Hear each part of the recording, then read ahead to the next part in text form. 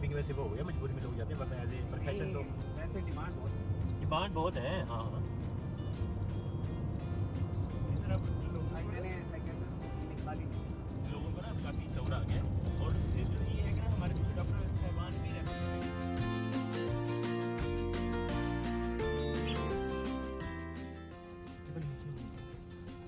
बहुत मत मारिए, इन गरीबों को तो फिर अभी ट्रेड भी नहीं करेगा।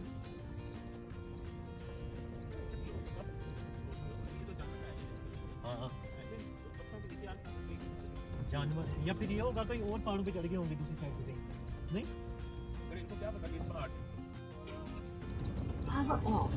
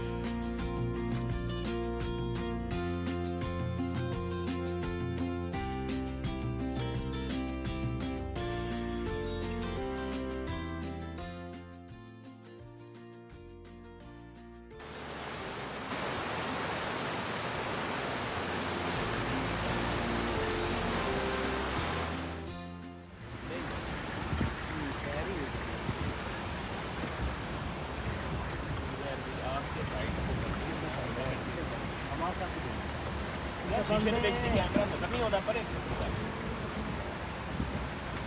ना दोबारा जिंदगी करनी है अपने का एक प्लान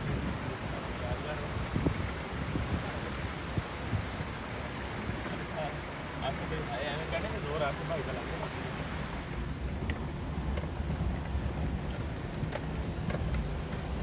आगे की